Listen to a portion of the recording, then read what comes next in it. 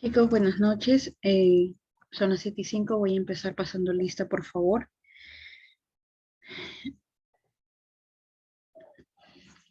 A ver, Aponte Miranda. Presente. Castillo Vilca. Castillo Vilca. Celis Ojanama. Celis Ojanama. Chávez Esquivel. Culqui Toro. Gutiérrez León. Hurtado Zaire. Buenas noches, licenciado. Gutiérrez, licenciado. Ok, Gutiérrez, buenas noches. Hurtado Zaire. Justo Minaya. Lucas, Presente, mis buenas noches. Justo Minaya. Lucas Maille. Presente, mis buenas noches. Mesa González. Presente, mi buenas noches. Muñoz Medrano. Presente, Miss Muñoz. Ortiz Santiago.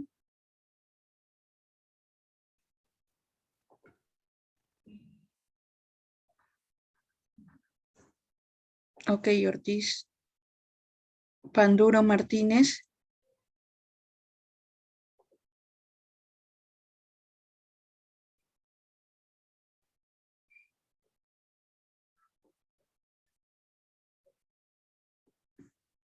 Ya está, Chávez. Panduro Martínez. Panduro Ríos. Presente, buenas noches. Quinteros Vega. Presente, mis buenas noches. Mis, ¿por qué tengo una falta? Porque no dicen presente. Quispe Crispín. Ramírez Mamani.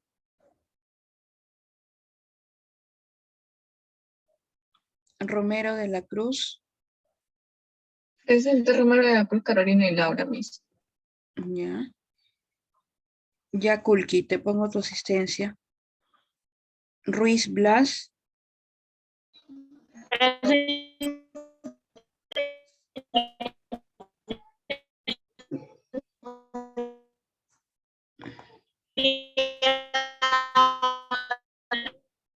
Ruiz Blas. Ruiz Blas, ya. Sánchez Cotrina. Santos Paz. Presente, buenas noches. Tesiguani. Tronco Saguma. Valeriano Condori. Vilcatoma Faustino. Ok. No ingreso nadie más, ¿no, chicos?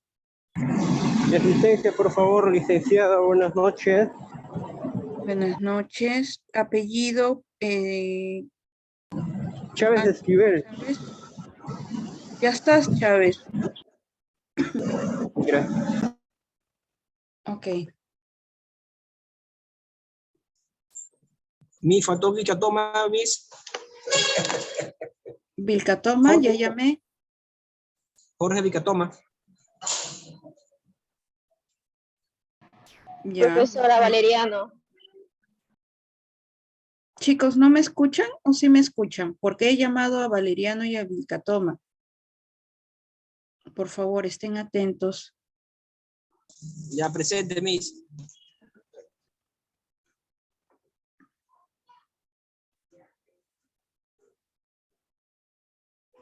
Ok, chicos, a ver. Se siguen conectando. Vamos a empezar con las clases. Ya van a disculpar que en el transcurso de la clase probablemente me escuchen toser, porque todavía estoy con los síntomas de la enfermedad. No sé si alguien más está enfermo o está con síntomas, así que van a disculpar que quizás esté tosiendo, ¿sí? Así que vamos a tratar de avanzar porque el hecho de hablar hace que me provoque más la tos. Ya, chicos, ¿alguna duda con respecto a la tarea de la semana pasada? Me han estado enviando incluso hasta el día de hoy sus cuadros comparativos. ¿Les ha quedado alguna duda?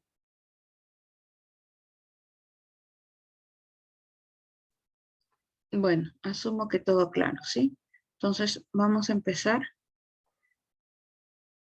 ¿Pueden visualizar mi pantalla? Sí, Miss. Ok. El día de hoy vamos a hablar sobre enfermedades metaxénicas y zoonóticas. Dentro de esas enfermedades vamos a ver definiciones, tipos, clasificaciones, factores de riesgo, causas, manifestaciones clínicas y lo más importante, las actividades preventivo-promocionales. Ok, ¿qué son enfermedades metaxénicas? ¿Alguna idea, chicos? ¿Qué son enfermedades metaxénicas?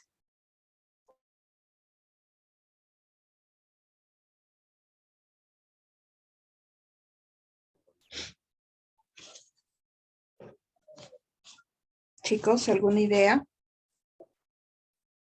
¿Alguien ha escuchado este término anteriormente?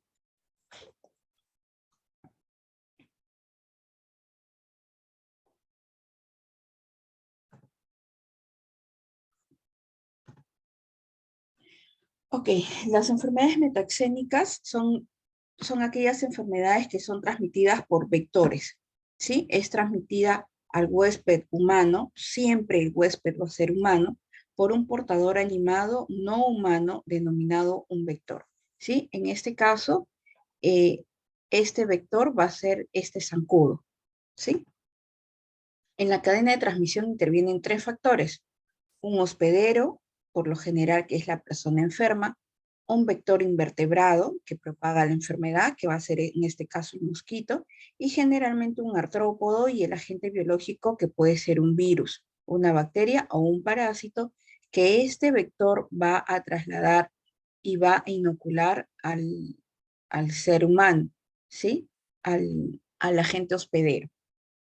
¿Sí? Esa es la enfermedad metaxénica. Son enfermedades que son transmitidas por vectores. ¿A quién? Al ser humano. Ok. Los vectores pueden actuar biológicamente o mecánicamente. Los vectores mecánicos solo transportan el microorganismo. En cambio, los vectores biológicos, el agente se va a desarrollar y se multiplica antes de volverse infectivo para el hospedero vertebrado.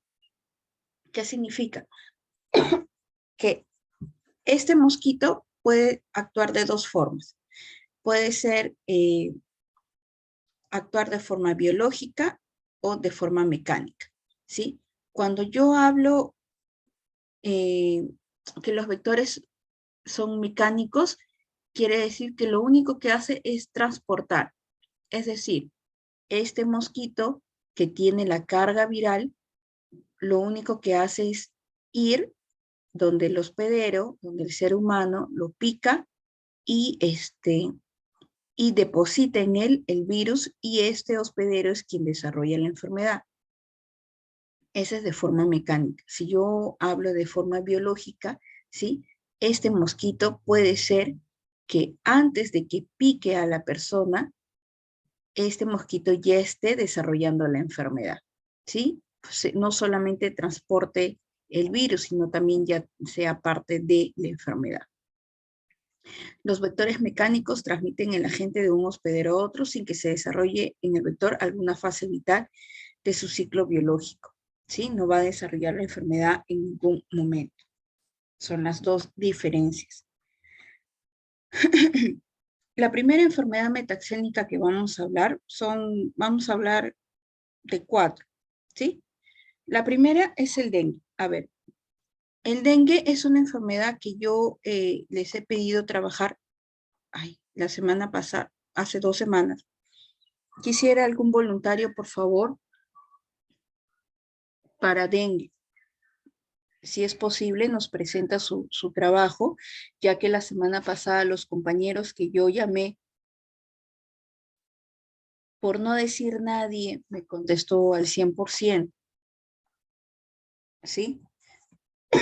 A ver. ¿Voluntarios o vuelvo a llamar?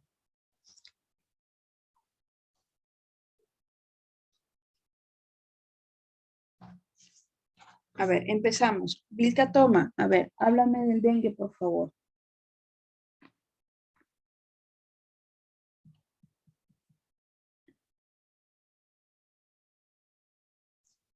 Vilca Toma.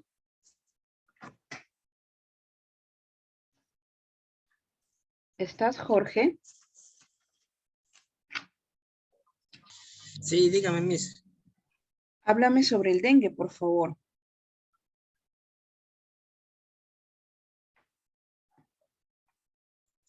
Bueno, el dengue es una enfermedad que es muy contagiosa, pues. ¿Qué más?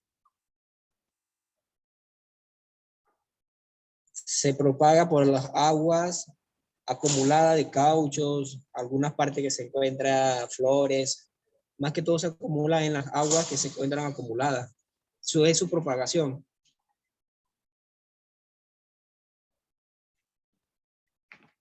A ver, ¿hiciste la tarea, Vilca Toma?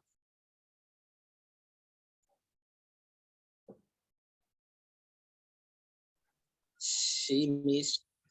Ya, entonces explícame de una forma clara y coherente sobre el dengue. Tú me dices que se propaga por las aguas que están empozadas. ¿Cómo se propaga por aguas empozadas?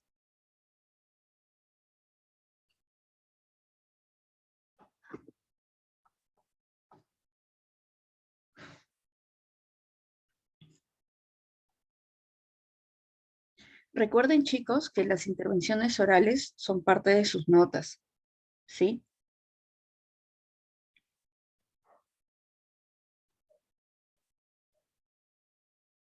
A ver, Estoy ocupado, dile, pe. Ya vas, Miss, que estoy haciendo una cosita aquí en el trabajo. Que me dé chance, pero sí está ahí. Romero de la Cruz, alguna de las dos, Carolina o Laura, por favor. A ver, Laura, háblame del dengue, por favor.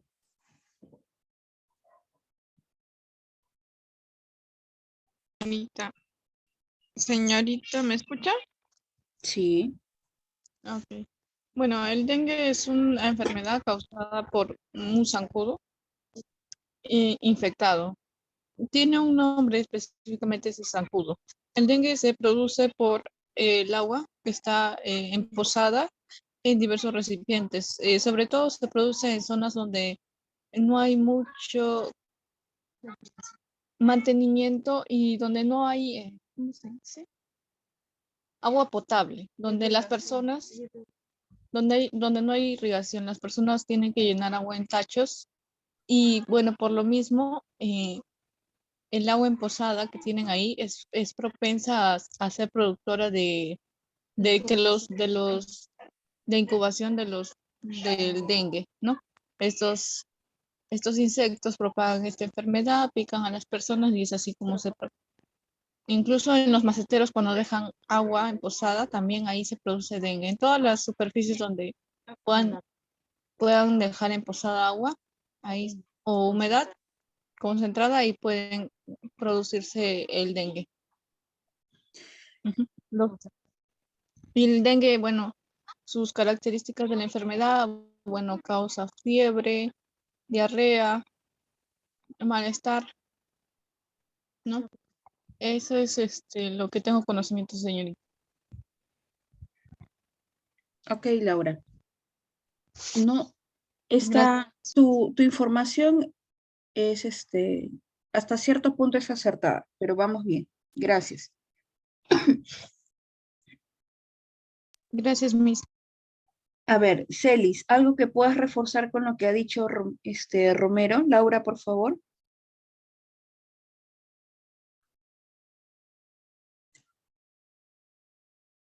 ¿Crees que puedas adicionar alguna información adicional?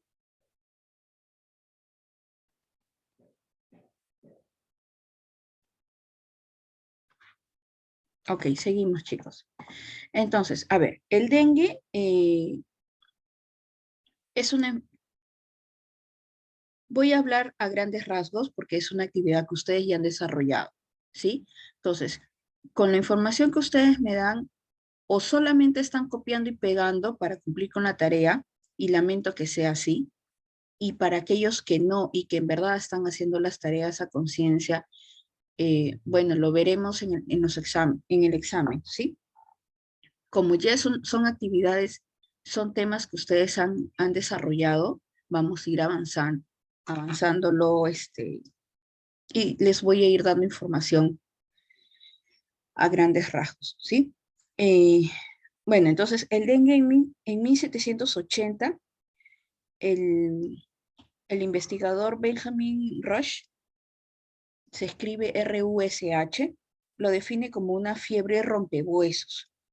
¿Por qué? Porque esta genera un dolor muy característico, que es como si se les hubieran roto los huesos a las personas, los músculos, las articulaciones, genera ese tipo de dolor. Por eso en 1780 lo definen así. Perdón. El dengue es una enfermedad viral aguda, endemo-epidémica, transmitida por la picadora de los mosquitos hembras del Aedes aegypti, ¿sí? Este es el tipo de mosquito que constituye actualmente la arbovirosis más importante a nivel mundial en términos de morbilidad, mortalidad e impacto económico, ¿sí? Hay muchas teorías que tratan de explicar el aumento de esta enfermedad. Algunos dicen que es por el aumento de la población, la falta de control de la enfermedad del dengue.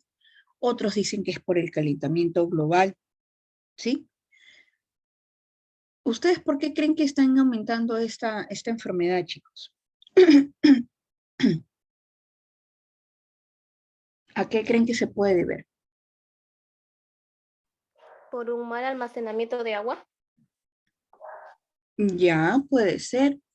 Pero recuerda que hay políticas de salud que, que uno educa a la población y hasta cierto punto la población sabe cómo se manejan estos reservorios de agua, ¿no? Sí.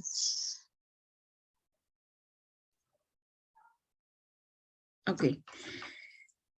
En la gente se pueden distinguir 4 serotipos que se definen como dengue. Perdón, que se definen como dengue 1, dengue 2, dengue 3, dengue 4. Esto es como si fuera, supongamos, ¿no? El COVID, que primero teníamos la cepa normal, la cepa delta, ahora la cepa omicron, etc. Igual, ¿no? En el dengue tenemos 4 serotipos. Dengue 1, lo clasifican de esa manera. Dengue 1, dengue 2, dengue 3, dengue 4. La infección por un serotipo va a producir inmunidad para toda la vida contra la infección por ese serotipo. Es decir, si yo que fui a la selva me picó este mosquito, pero me picó el mosquito que tenía la cepa del dengue 1, yo voy a hacer anticuerpos para que de aquí en unos años yo no vuelva a desarrollar la enfermedad del dengue por este serotipo. Pero sí puedo desarrollar otra vez dengue por la cepa 2, por la cepa 3 o por la cepa 4. ¿Sí? Eso es lo que quiere decir esta parte del párrafo. ¿Sí? La infección por un serotipo produce inmunidad para toda la vida contra la infección por ese serotipo, que solo confiere protección temporal y parcial contra los otros serotipos, lo cual significa que una persona puede infectarse y enfermar varias veces, ¿sí? Eso es lo importante de esta enfermedad. Por eso es importante educar a la población. Si yo me enfermé hace 3 años de dengue en la selva, ¿no? Por actividades que hice, puedo volverme a enfermar, ¿sí? El periodo de incubación gira alrededor de los 7 días Y los serotipos 2 y 3 están asociados al mayor número de formas graves y fallecidos, ¿sí? Es decir, si yo me contagié la segunda vez por la cepa 2, perdón, por el serotipo 2 o el serotipo 3, ya no, probablemente no me dé un tipo de dengue normal o dengue clásico, ¿no? Probablemente desarrolle la fase de la enfermedad más grave, ¿sí? Esa es la diferencia. Aquí tenemos un cuadro comparativo en lo que es el continente americano en general. En el 2018 se reportaron 561.393 casos de dengue. Al año siguiente se reportaron 3.139.335 casos, ¿sí? Es bastante diferencia en solo un año. ¿Por qué creen que se puede ver este aumento de casos de dengue en un año? ¿No? Porque usualmente este aumento de la enfermedad puede ser, o lo que se espera, ¿no? Puede ser en 10 años, 20, ¿no? Pero en un año, ¿por qué creen que puede ser? Porque vuelven a infectarse, Miss. Ya puedo volver a infectarme, sí, puede ser una de las razones. Otra idea, chicos. Sería por el descuido de las personas. Ya, pero recuerda que, o sea, el que te pique un zancudo no necesariamente es por tu descuido, ¿no? Ahorita aquí en Lima, bueno, por ejemplo, en mi casa, yo tengo plantas, hay jardines que hace que haya el zancudo, ¿no? No necesariamente la Aedes aegypti, ¿no? Pero no quiere decir que sea necesariamente mi descuido, ¿no? Podemos verlo de esa parte porque va a depender de cómo manejemos nuestros residuos de agua, pues, ¿no? Perdón. Ok. La transmisión se va a producir por la picadura del zancudo. Estos zancudos pican durante todo el día, pero preferente en la mañana, ¿sí? Cuando va saliendo, va amaneciendo, ¿sí? Y el inicio de la noche. O sea, más o menos a estas horas ya estaríamos siendo picados por estos zancudos. No hay transmisión de persona a persona, ni a través de fuentes de agua. Eso es importante. Cuando dice, ¿cómo se propaga? Por las fuentes de agua. Mentira, esa no es una forma de contagio, ¿sí? Las personas y los zancudos son reservorios del virus del dengue, ¿sí? Entonces, ¿por qué siempre cuando yo hablo del dengue o cuando yo escucho del dengue, hablamos de reservorios de agua? ¿Por qué? Porque en estos reservorios de agua es donde crecen estos huevecitos de estos zancudos. Por eso se habla tanto de esta agua, ¿sí? O tanto se habla de los reservorios de agua. Donde haya un poco de agua, probablemente este zancudo haya posado sus huevos y ahí es donde van a criar, van a nacer y ahí es donde este zancudo va a aparecer y va a picar a las demás personas, ¿sí? Entonces, pica en intervalos de 1 a 2 horas, sobre todo cuando amanece y cuando está anocheciendo. Es la característica de este zancudo, ¿sí? Este zancudo, ¿cómo lo identificamos? Porque sus patas tienen estas bandas blancas, ¿sí? Estos puntitos blancos, tanto las patas como la barriga, el abdomen. Esta es la característica del zancudo del Aedes aegypti, que es el vector. Y este puede viajar hasta 800 metros, ¿sí? Su hábitat normal de este vector son las zonas tropicales y subtropicales. Entonces, ahora con el calentamiento global, el hábitat de este mosquito se está extendiendo, ¿sí? ¿Por qué? Porque zonas que antes eran frías, ahora están siendo más calurosas.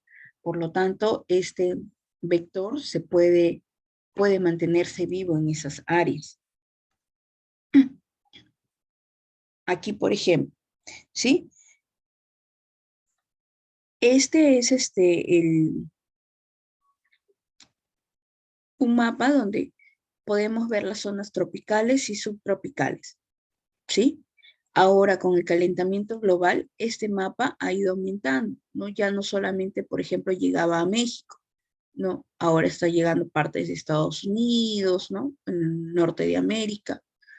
Al sur de América ya cogió Chile, está cogiendo Argentina, ¿sí? Entonces, el rango de supervivencia de este mosquito es mucho mayor por el tema del calentamiento global.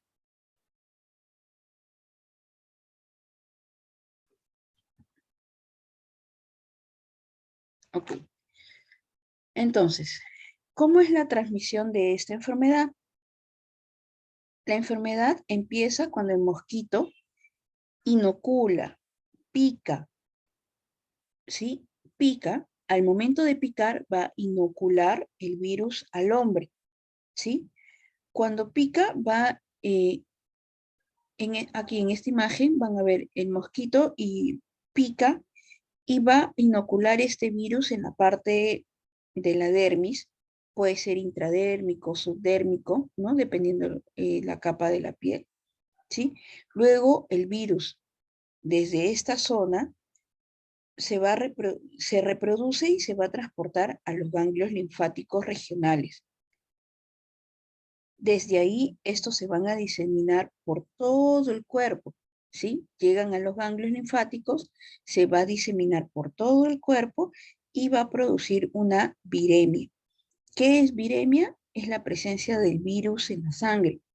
Y esto es cuando ya el paciente tiene cantidades detectables en sangre, ¿no? Porque quizás este zancudito me pudo haber picado, llegó a los ganglios linfáticos, pero la carga viral no es tan alta y yo no pueda presentar ningún síntoma. Es lo que yo espero. Pero van a haber casos en el que la persona desarrolle la enfermedad. Cuando le tomen la muestra de sangre, vamos a encontrar estos virus en ella. Cuando hablamos de aspectos epidemiológicos con respecto al dengue, es un evento de interés de salud pública y por lo tanto es de notificación obligatoria. Esta debe realizarse según los lineamientos e instrumentos del Sistema de Vigilancia Nacional, teniendo en cuenta las definiciones de casos vigentes. En el Perú, la vigilancia en dengue se sustenta cuando se definen los casos, ¿sí? Una vez que yo defino el caso, comienzo a hacer mi vigilancia epidemiológica. ¿Y cómo defino yo mi caso? ¿Sí? De dos formas. Un caso probable de dengue sin signos de alarma. Toda persona con fiebre reciente de hasta 7 días de evolución que estuvo dentro de los últimos 14 días en áreas con transmisión de dengue o se encuentra infestada por el vector y que además presenta por lo menos 2 de los siguientes criterios. ¿Cuáles son los síntomas del dengue? Artralgia, mialgia, cefalea, dolor ocular o retroocular, o sea, detrás de los ojos, dolor lumbar y erupción cutánea, como un rash, y no se evidencia ningún signo de alarma. ¿Sí? Y la segunda forma de definir un caso es cuando saco un examen de laboratorio. Todo caso probable de dengue que tenga resultado positivo a una o más de las pruebas de laboratorio. ¿Sí? Entonces, llegan a la posta, nos dicen, ¿saben qué, señorita? Tengo mi esposo que está trabajando en Chacra, ¿no? Y está con fiebre, ya va a ser 7 días, está con estos síntomas, ¿no? Hasta que le duele, tiene dolor detrás del ojo, le han salido unas pequeñas petequias, ¿no? Como un rash, le duele todo, malestar general, etc. Entonces, lo primero que hacen es ir a vigilar la zona, conocer la zona y ver si es que hay presencias de estos mosquitos. Una vez que identifican si hay la presencia y tienen estos casos probables de, se hace el cerco epidemiológico, ¿no? Ya, esto se reporta como un probable caso de dengue, ¿sí? Y se hace el cerco epidemiológico. En el 2011, si es que no me equivoco, hubo un cerco epidemiológico en San Martín de Porres, si es que no me equivoco, fue allí. No sé si alguien recuerda esa época por casos de dengue, o alguien vio las noticias, recuerda cómo es el cerco epidemiológico, qué se hace.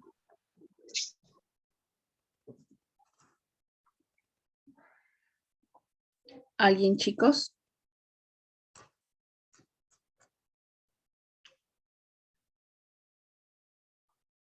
Ok. Bueno, entonces ese va a quedar como tarea. ¿A qué se refiere el cerco epidemiológico? ¿Y cómo se hace? ¿Ya? Seguimos.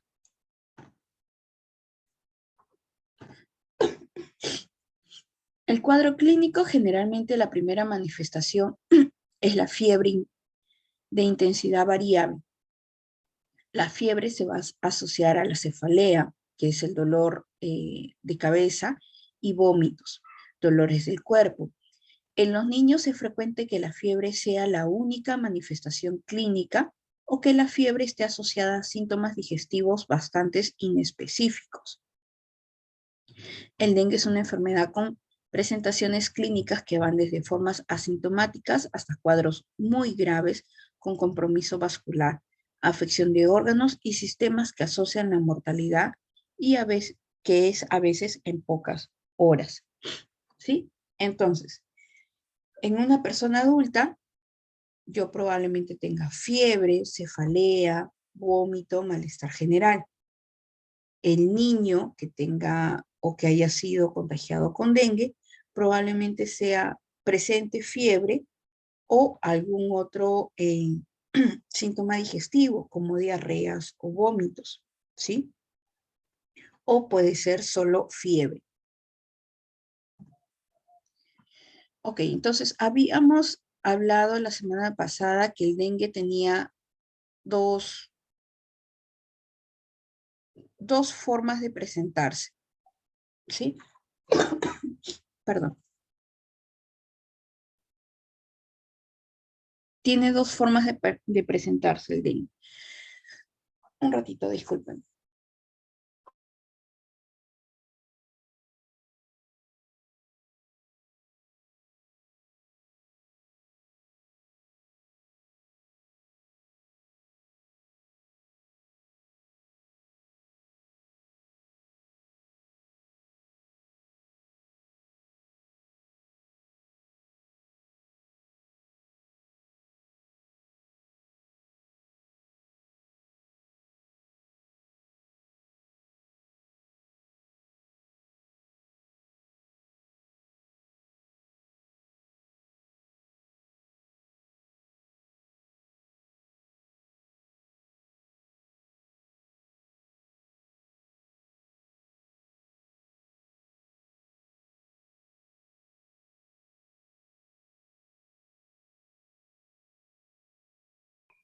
Ok, chicos, disculpen. Les decía, el dengue clásico, que es la forma más suave de presentarse, por decirlo así, igual los síntomas son fiebre, anorexia, sí que es la pérdida del apetito, vómitos, leucopenia y trombocitopenia, alteraciones leves del hígado, dolor retroocular, dolor muscular y articular, y el exantema o sarpullidos, ¿no? La mayoría de casos presentan síntomas leves y no necesitan ayuda médica, ¿sí? Ese es el dengue clásico. Luego tenemos lo que es el dengue hemorrágico, ¿sí? Este inicialmente se puede presentar con los mismos síntomas y signos del dengue clásico, pero el paciente se va a complicar por dos razones, ¿sí? Primero va a aparecer una vasculopatía, que en este caso es la respuesta inmunitaria exagerada e inadecuada, va a generar daños en el endotelio, lo que va a facilitar la fuga de plasma, ¿sí? Es como una cañería que, sus paredes se van a debilitar y va a hacer que por ahí haya una fuga, en este caso de plasma. Esto va a producir hipovolemia, que significa bajo disminución de líquidos, que puede ser por sangrados, ¿sí? Que son cantidades bajas de sangre, lo que va a llevar a un shock hipovolémico, lo que va a llevar al paciente a la muerte, ¿sí? Entonces, en el dengue hemorrágico, lo primero que puede aparecer, una vasculopatía, ¿sí? Se debilita el endometrio, hay fugas de plasma, puede haber una hipovolemia por sangrados internos, lo que va a provocar el shock hipovolémico del paciente y lo lleva a la muerte, ¿sí? Y el segundo motivo por el cual el paciente se puede complicar en un dengue hemorrágico es por el efecto de la trombocitopenia, ¿sí? Que es la disminución de plaquetas en sangre. ¿Qué son las plaquetas? ¿Qué son las plaquetas, chicos? ¿Para qué me sirven las plaquetas?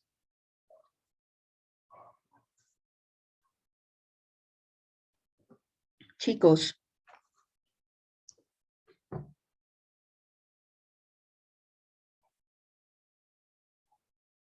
Chicos.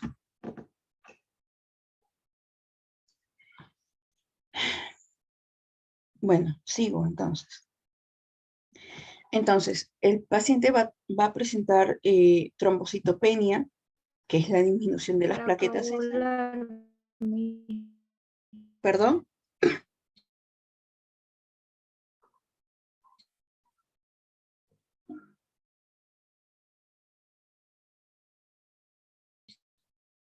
No escuché qué dijeron, por favor.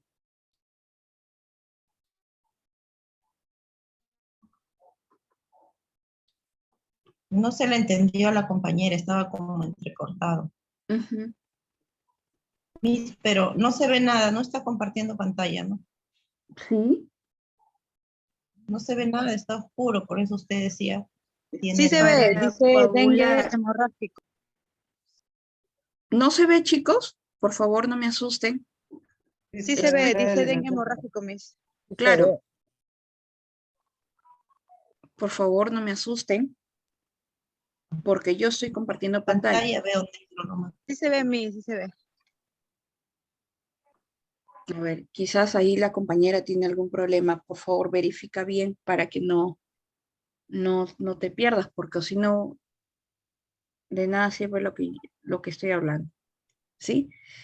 Ok, entonces, en la segunda parte del dengue hemorrágico, o en el segundo caso de complicación, el paciente presenta trombocitopenia, ¿sí? La sangre está alterada, los factores de sangre están alterados, se va a producir un síndrome de coagulación intravascular diseminada, que se define como una coagulopatía de consumo, ¿sí? En este caso va a haber un aumento en la producción de factores de coagulación para suplantar, si se podría llamar así, los factores de coagulación, ¿sí? Pero no van a ser suficientes, por lo que se va a generar la formación de coágulos espontáneos en diferentes partes del cuerpo. El cuerpo comienza a formar diferentes coágulos, ¿sí? También va a presentar una hemorragia porque el factor de coagulación está alterado, ¿sí? Y lo que más se va a evidenciar es en la piel, por eso lo que hablábamos la semana pasada de la presencia de las petequias, ¿no? Que es como microsangrados de los pequeños vasos capilares que tenemos en la piel. Luego, este cuadro se puede complicar más y el paciente presenta una hemorragia grave, lo que lo va a llevar a la muerte. ¿Sí?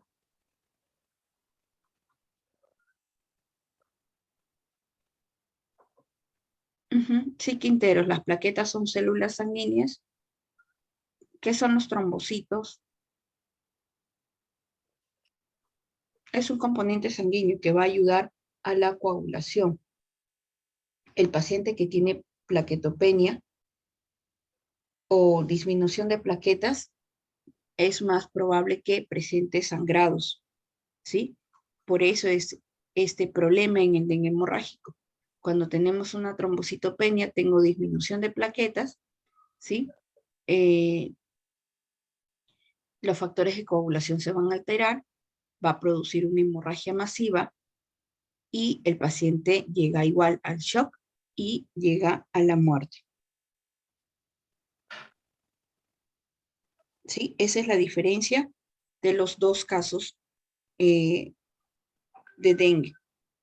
Ahora, importante, el dengue hemorrágico se presenta en personas que han padecido un dengue clásico.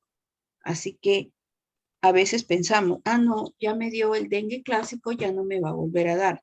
Primero, hemos dicho que sí te puede volver a dar porque no sabemos qué tipo de cepa o de serotipo fue el que desarrollaste, ¿no? el que te picó o el que te inoculó este vector.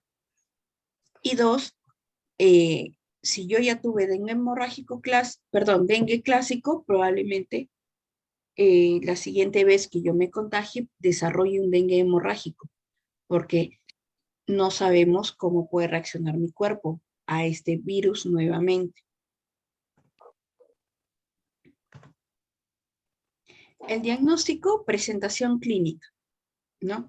Los síntomas que tenga mi paciente, el cerco epidemiológico, las pruebas serológicas para IgM y IgG, el PCR para la detección de ARN del virus y aislar el virus, en este caso, aislando al paciente, ¿no? Haciendo el cerco epidemiológico. El tratamiento es sintomático, evitando la aspirina e ibuprofeno, rehidratación oral, soluciones intravenosas, transfusión de plasma o sangre y plaquetas si es que fuera necesario, y el monitoreo continuo del paciente. Hasta ahí, chicos, ¿alguna pregunta, alguna duda?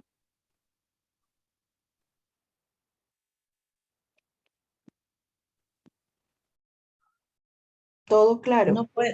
No puede tomar aspirina y ibuprofeno, pero sí paracetamol, ¿no, Miss? Sí. ¿Por qué no puedo tomar aspirina y ibuprofeno? A ver, chicos. Ya que su compañera preguntó. ¿Quién preguntó? ¿Quién fue? Muñoz. Muñoz, ¿por qué? ¿El ibuprofeno tiene AINES que hacen daño? ¿Tú por qué crees que no puedo tomar estos dos medicamentos si es que tengo dengue?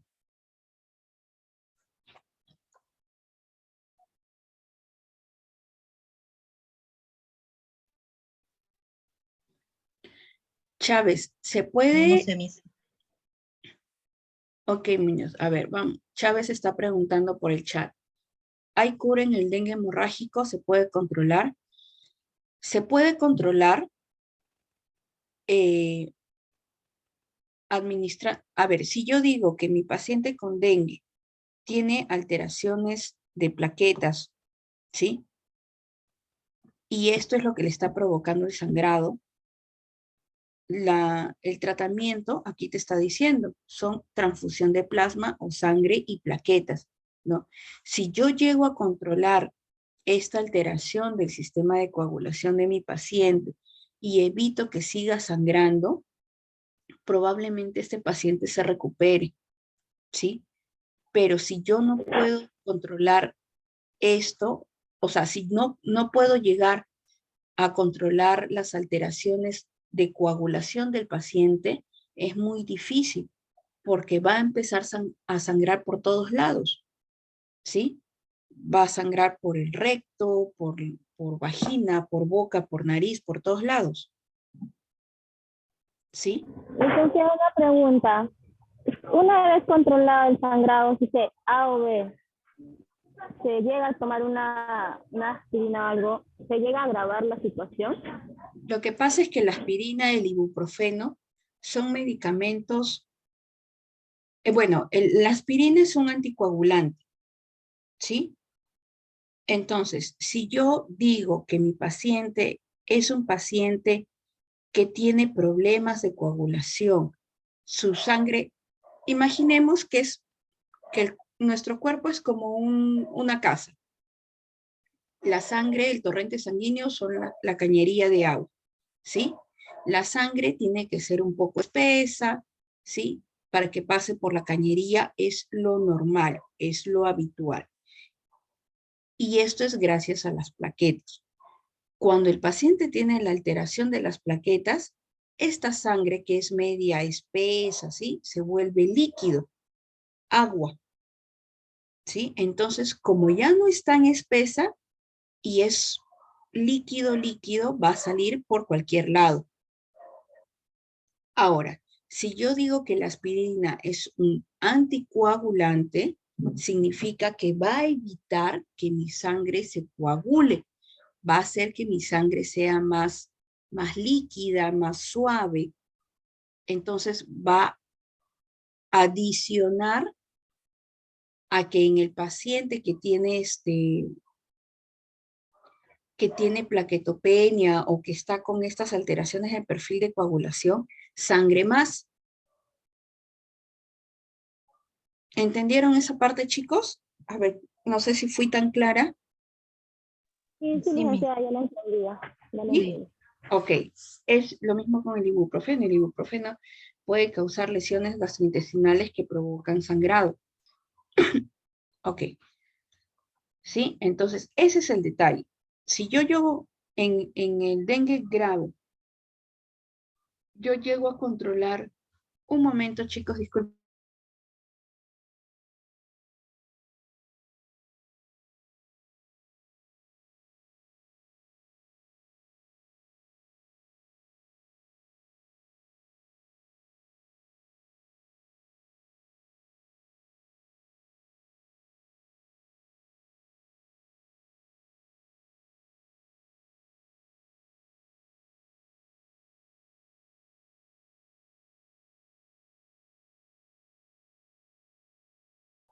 Disculpen, chicos. ¿En qué estaba? Perdón, me perdí. Me perdí. ¿En qué estábamos? Que el ibuprofeno es un... No me acuerdo. No sé. Algo así. Ok, lo que pasa es que el ibuprofeno puede dañar la mucosa gástrica y provocar una úlcera gastrointestinal, lo que va a generar un sangrado. Y lo que yo no quiero es que mi paciente sangre, por ninguna razón. ¿Sí? Entonces, si yo hablo de un tratamiento sintomático, no voy a usar el ibuprofeno, a pesar que el ibuprofeno también se puede usar para el dolor, ¿no? Porque es un analgésico. En este caso voy a usar paracetamol, ¿sí? Y la aspirina no se usa, primero no se usa como tratamiento sintomático, sino porque puede haber algún paciente que tiene algún problema cardíaco y como parte de su vida diaria toma aspirina. Entonces se suspende ese tratamiento, ¿sí? La rehidratación oral, porque la fiebre va a generar deshidratación, ¿sí? Probablemente también por las deposiciones y los vómitos que presente mi paciente. Soluciones intravenosas, si es que es el caso, si es que fuera necesario, porque si mi paciente está con dengue, está vomitando y está con diarreas y no tolera la vía oral, no come, no toma agua porque no lo tolera, lo único que me queda es hidratarlo de forma endovenosa. Si yo veo que si a mi paciente le tomaron sus exámenes de laboratorio y vimos que sus plaquetas están bajas, ¿no? Está con baja hemoglobina porque probablemente esté sangrando de forma interna, ¿sí? Tenemos que ver la transfusión de plasma, de sangre o de plaquetas, ¿sí? Y el monitoreo continuo del paciente porque tú no sabes en qué momento se te puede descompensar. ¿Sí, chicos? ¿Quedó claro hasta allí? Sí, Miss. Muy bien. Ok. La segunda enfermedad, la chikungunya. Ok. ¿Quién me va a hablar de la chikungunya, chicos? A ver.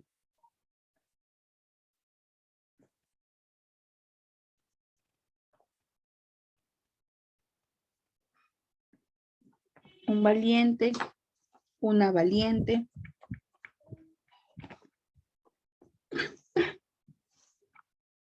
Vamos, chicos, no me hagan hablar mucho.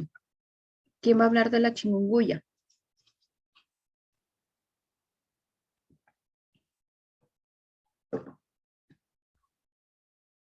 ¿Nadie? ¿Nadie hizo la tarea? O sea, todos les voy a poner 0, chicos, con respecto a la tarea de las enfermedades transmisibles.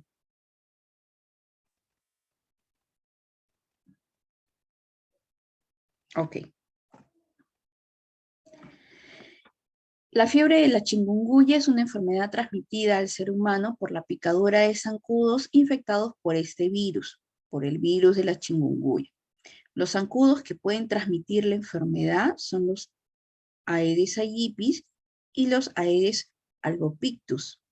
¿Sí? Aquí son 2 vectores, especies que también pueden transmitir otros virus, entre ellos el dengue. ¿Sí? Entonces, el Aedes aegypti es el más suertudo porque transporta tanto la chikungunya como el dengue. Pero la chikungunya también puede ser transportada por el Aedes albopictus. ¿Sí, chicos? Entonces, la dinámica de transmisión. El virus se transmite de una persona a otra por la picadura de zancudos hembras infectadas. Estos zancudos suelen picar durante todo el día, aunque esa actividad puede ser máxima al principio de la mañana y al final de la tarde, así como el dengue, ¿se acuerdan?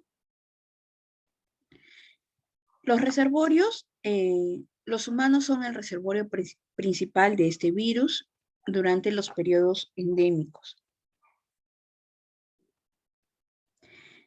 El periodo de incubación es en los humanos picados por un mosquito infectado. Los síntomas de la enfermedad aparecen generalmente después de un periodo de incubación intrínseca de 3 a 7 días. ¿Sí? Y se cree que una vez expuesto a este virus, los individuos van a desarrollar inmunidad prolongada que los protege contra la reinfección. ¿Sí? La diferencia con el tema del dengue, ¿sí? Es que la chikungunya puede tener una evolución más tórpida, más rara, ¿sí? Ocasionando inclusive hasta la muerte. Rara vez se va a observar el shock o hemorragia severa. El inicio va a ser más agudo y la duración de la fiebre es mucho menor. En la chikungunya puede ser más frecuente del dengue, va a depender de las zonas endémicas, ¿sí?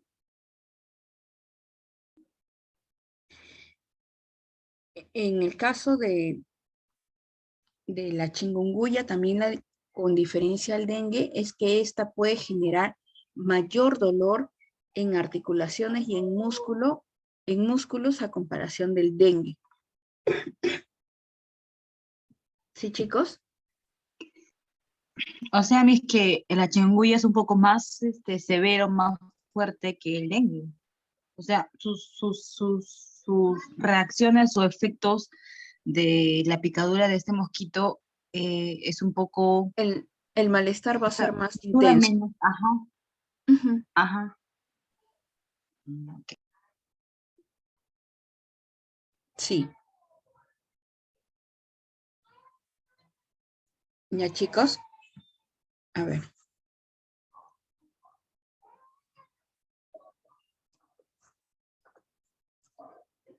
Ok, entonces,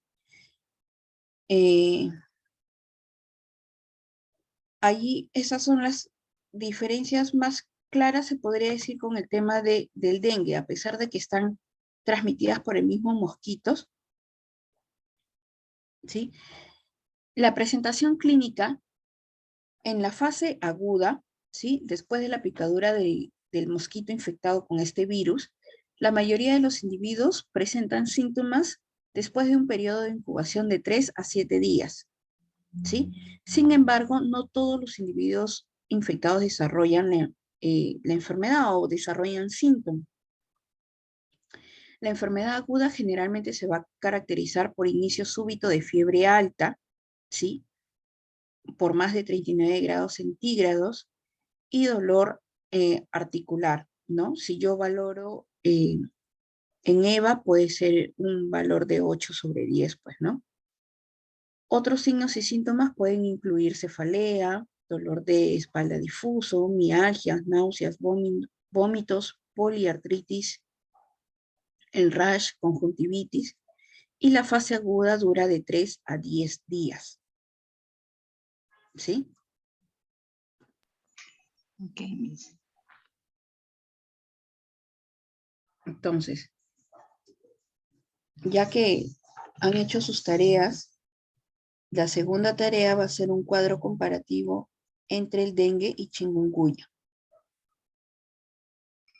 Hacer allá un cuadro comparativo, ¿no? Ya, a ver. Profesora, Sí. el otro trabajo que nos dejó hace ratito no lo llegué a escribir. ¿Podría decirnos? Ah, ¿qué era el cerco epidemiológico?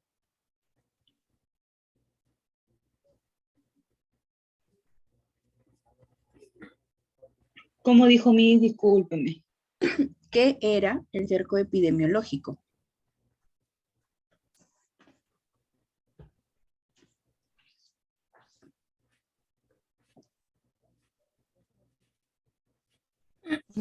¿A qué se refiere el cerco epidemiológico y cómo se hace? Así es la pregunta, ¿no? Claro. ¿O solamente qué es el cerco epidemiológico? No, vamos a definir qué es el cerco epidemiológico, ¿sí? Y cómo se plantea, cómo lo plantea el MINSA, pues, ¿no? Por ejemplo, Ya, ¿no? Miss. Yo puedo decir, el cerco epidemiológico es identificar la casa infectada y hacer un cerco con un, no sé, con una soga alrededor en 10 metros. ¿Qué más? ¿Qué más hago en el cerco epidemiológico? ¿Ya? Esa era la primera actividad. Ok. Ya, gracias, Miss. ¿Y qué? Ok, la tercera enfermedad, la malaria. A ver, chicos, ¿quién me va a hablar de la malaria?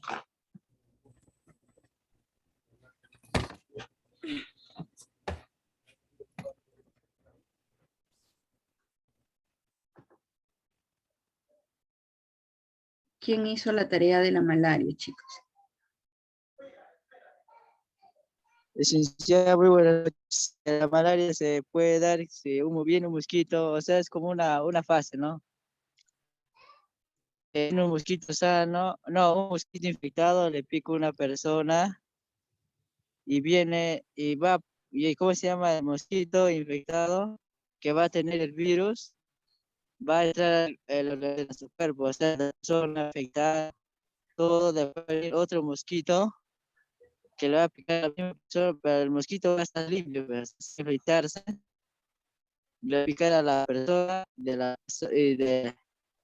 a la persona infectada y ese mosquito va a trasladar a otra persona. Así es como un círculo que puede infectar a otras personas. Ya. A ver, ¿quién más, chicos? Refuercen esa información que acaba de darnos Gutiérrez.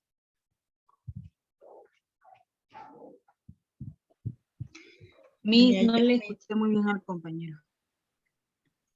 Ya, las causas está causado por un parásito. El parásito se transmite a los humanos a través de la picadura del mosquito infectado, ¿no? Hay tipos, tipos, Miss, especies de parásitos de la malaria. Infectan existen 4 tipos, Miss. Ya, a ver, un El- pedacito el que termine en Plasmodium. Muñoz. Ah, ok. Ujú. El Plasmodium falciparum, el Plasmodium vivax, el Plasmodium ovale, el Plasmodium malaria. Son los tipos que hay. Y encontré en internet, como le dije la vez pasada, que el Plasmodium canoblesi, dice, con muy poca frecuencia, decía ahí, por si acaso también lo puse. Creo que no se menciona ya eso. Ujú. La enfermedad puede ser aguda, crónica o grave. Después, las manifestaciones es el escalofrío, fiebre, dolor de cabeza, decaimiento del cuerpo. Ya. Muy bien, Muñoz, gracias. Ya, mis Castillo. ahí para que continúe la compañera con más información. Castillo, levantaste la mano. Sí, Miss, pero ya lo dijo casi todo lo que iba a decir. Ya, Miss, pero acá voy a lo que la semana pasada también le comenté fue respecto a los tipos, al factor de riesgo, a las causas, ¿no? Al tratamiento también de esta, de esta infección, ¿no? Eh, que es el el antiparásito, ¿no? ¿Sí me escucha, Miss? Sí, te estoy escuchando. Que es eso es una vacuna, no recuerdo muy bien, lo estaba investigando. Miss, el antiparasitario es una vacuna, sí, ¿no? Que mata los parásitos, claro. Pero esa es vacuna ¿para quién? Para ¿Para el parásito? ¿Segura? Ajá. A ver, No, vamos a no, ver. para proteger, o sea, es como una protección A ver, para, a ver, vamos a definir información. ya. Ok, la malaria, conocida también como paludismo o terciana, es una parasitosis febril aguda ocasionada por parásitos pertenecientes al género Plasmodium. Los síntomas que se presentan típicamente son frío, escalofríos, elevación de temperatura y sudoración. La forma más grave es producida por el falciparum, ¿sí?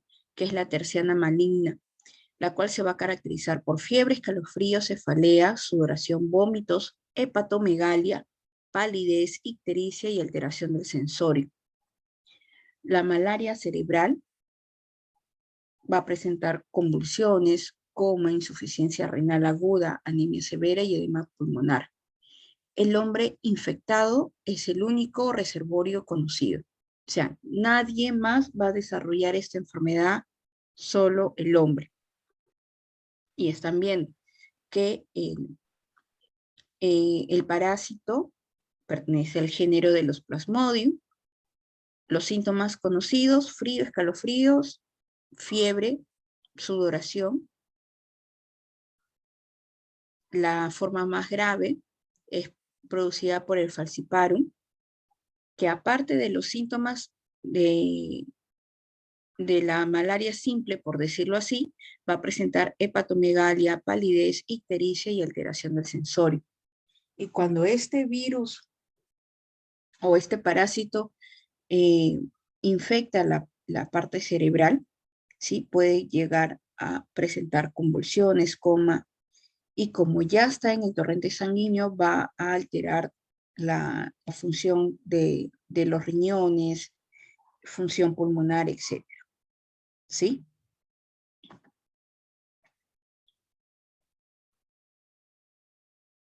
El periodo de incubación de esta enfermedad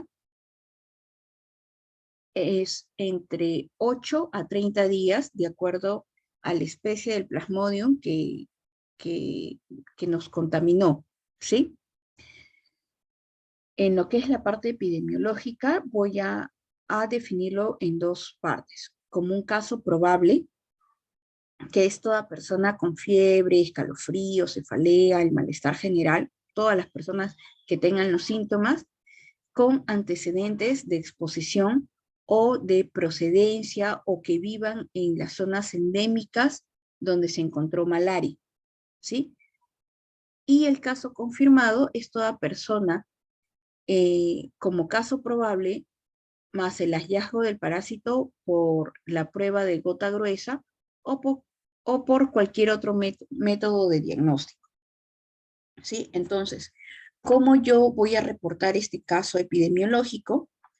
Muy bien, identifico en la zona, en el distrito de Comas, en el sector 5 del asentamiento humano Tupac Amaru, supongamos, presentan pacientes con todos los síntomas y se sabe que en esa zona hay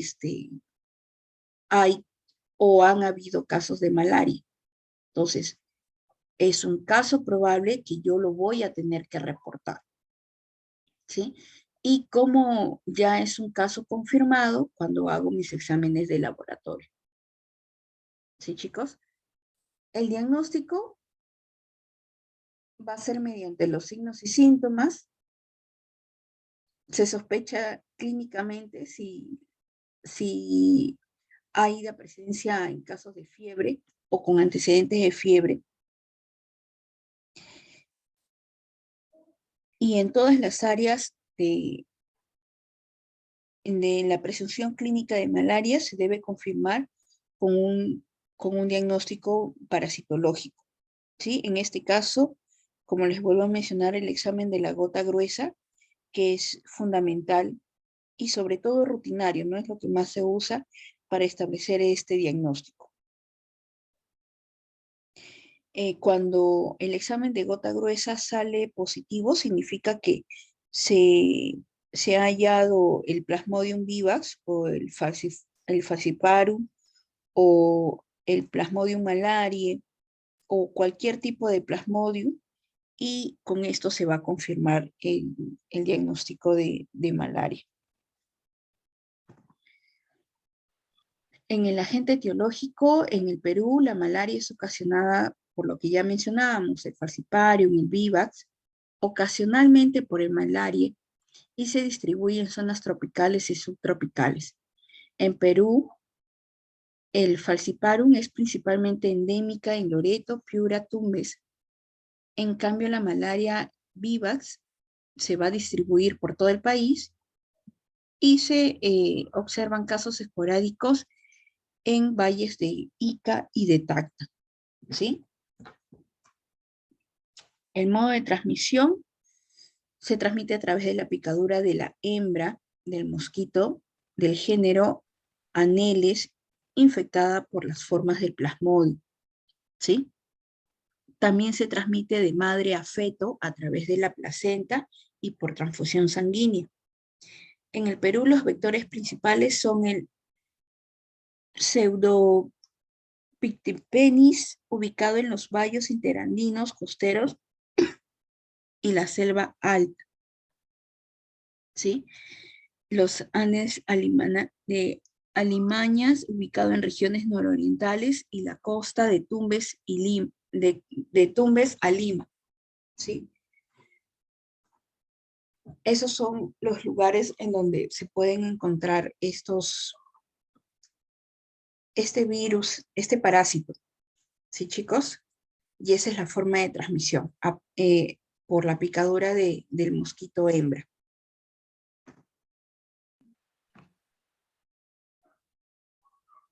Ok, chicos, hasta ahí. ¿Alguna duda?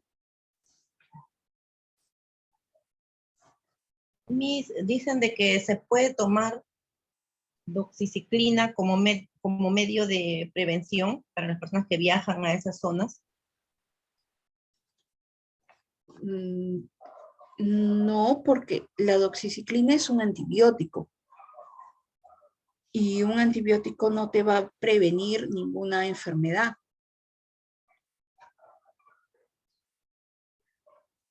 Ni siquiera, o sea, como profilaxis no te va, no está avalado eso. Ya, eso lo encontré en internet. Ujú. Recordemos que el Sí, internet es por un eso arma de quería- doble filo. Claro, por eso quería confirmar.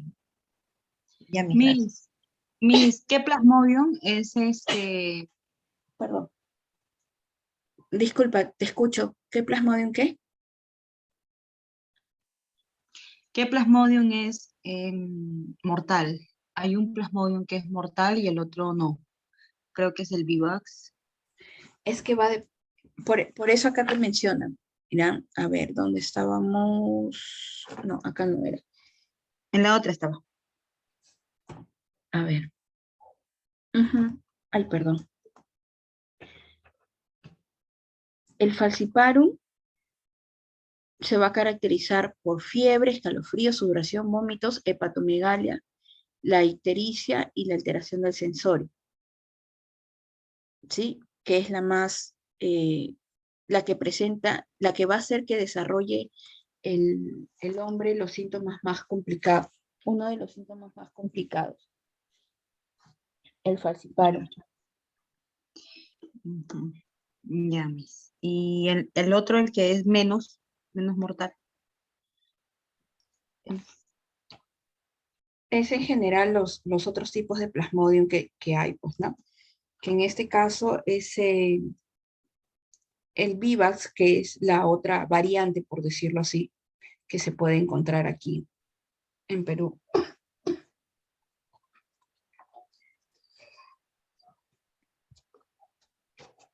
Ok, chicos, hasta ahí. ¿Preguntas?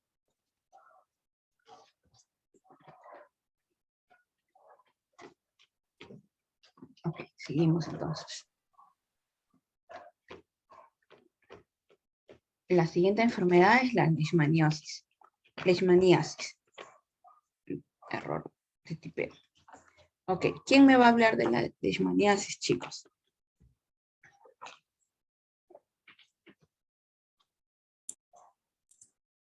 Miss, buenas noches. ¿Yo puedo hacer? Sí, ¿quién me... Ortiz? Sí, Miss, acabo de llegar y estaba en el carro. Ya, Ortiz, a ver, háblanos de la leishmaniasis. Lo que... De lo que hiciste la tarea hace 2 semanas. Sí, la definición. Sí, dinos, ¿qué has investigado? A ver, cuéntanos. Ya, la definición le voy a decir. La tuberculosis. A ver,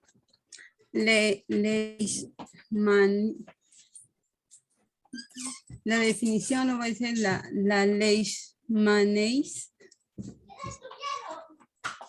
Una enfermedad de tipos infecciosos causadas por un parásito protozo del género Leishmania, transmitida por la picadura de un flebotomo infectado, y este mosquito puede resultar también y perjudicar tanto como a la persona como para los animales, y se localiza en zonas rurales con clima mediterráneo y subtropical y tropical.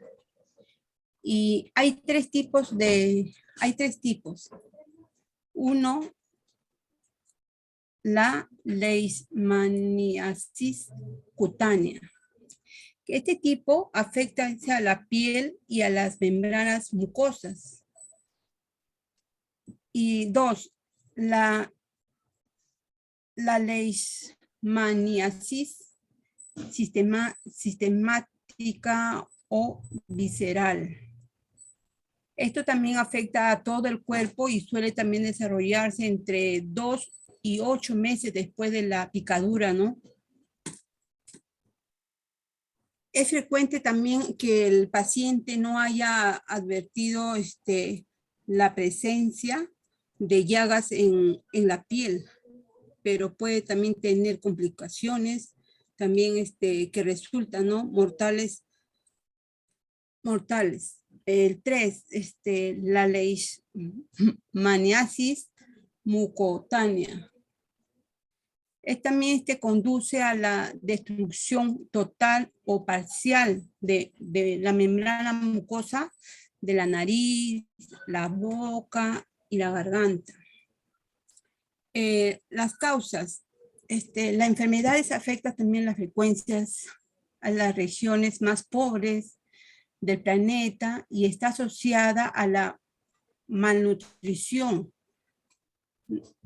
También, además, esta infección está vinculada a los cambios también ambientales, ¿no? Como las deforestaciones de las construcciones de prensas, los sistemas de riegos y a la ubicación. Los síntomas, a ver, ¿qué hay? Síntomas, que dificultad también para poder respirar y para deglutir. También úlceras y desgastes en la boca,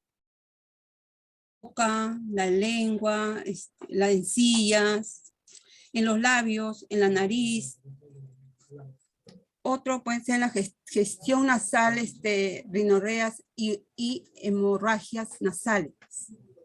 Otro también puede ser llagas en la piel propensas a convertirse en úlceras que curan muy lentamente. El tratamiento de esta enfermedad debe también realizarse bajo control médico y se utiliza los antimoniales pentavalentes como el estibogluconato sódico o el antimoniato de meglumina. Las actividades también preventivas promocionales. Las actividades promocionales se centran a evitar la exposición al vector y el diagnóstico precoz y el manejo adecuado a los casos, tanto de humano como de animales domésticos que actúen como reservorio y medidas de control. Esto. Ok. Mi disculpe, que recién estoy llegando y me vengo corriendo y para poder dar. No te preocupes, Ortiz. Gracias. A ver, chicos, ¿alguien más que quiera reforzar la información que nos ha brindado Ortiz?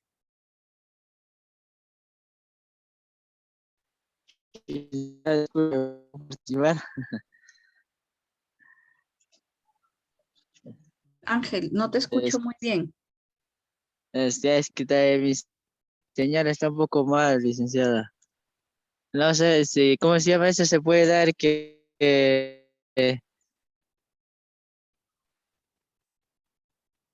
un mosquito limpio pica a un perro y del perro, si no está vacunado, puede sacar esa enfermedad. Puede pasar a otro animal. Opinión, licenciada. Ángel, te contaré que no te escuché casi nada. Pero bueno, gracias de todas maneras. Te voy a agradecer en todo caso si lo puedes escribir al chat para leerlo y compartirlo con tus compañeros. ¿Alguien más que quiera reforzar la información de Ortiz?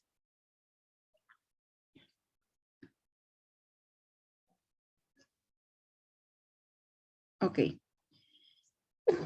La leishmaniasis.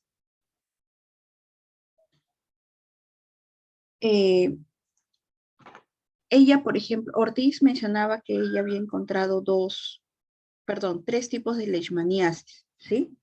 Las literaturas van a ir modificándose, ¿sí? Yo he encontrado una normativa técnica de MINSA en que la dividan la dividen, perdón, en dos tipos, ¿sí? O en dos fases, si es que quisiéramos llamarlos así. La leishmaniasis cutánea, ¿sí? Que se presenta con una lesión inicial única o múltiple, denominada UTA, así es como se llama, la cual se inicia como una pápula eritematosa de 3 milímetros en una área expuesta del cuerpo y evoluciona a una lesión ulcerosa de bordes nítidos y elevados,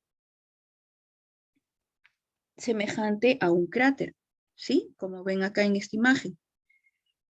Algunas veces puede presentarse en forma costrosa o con grandes úlceras rutilantes, ¿sí? Entonces, la primera fase de leishmaniasis cutánea o el primer tipo, por decirlo así, de la leishmaniasis cutánea, primero va a aparecer una lesión en una zona expuesta de nuestro cuerpo. En este caso, esta es la mano, ¿cierto? Primero empieza como una pápula, como una ampolla eritematosa de 3 milímetros aproximadamente, y luego se va a provocar esta lesión ulcerosa. Y el siguiente tipo es la leishmaniasis mucocutánea, denominada espundia.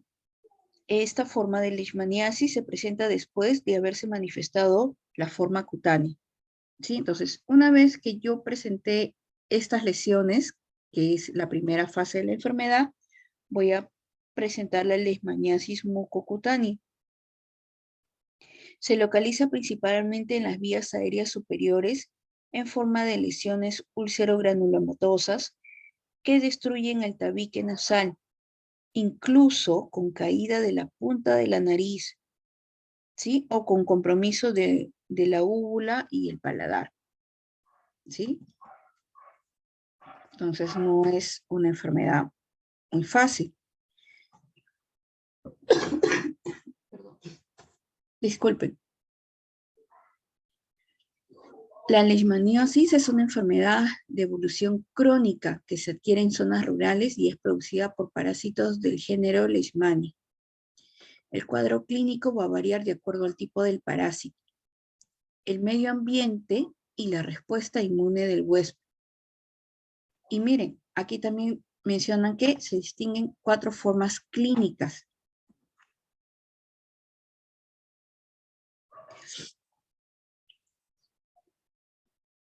Ok, perdón.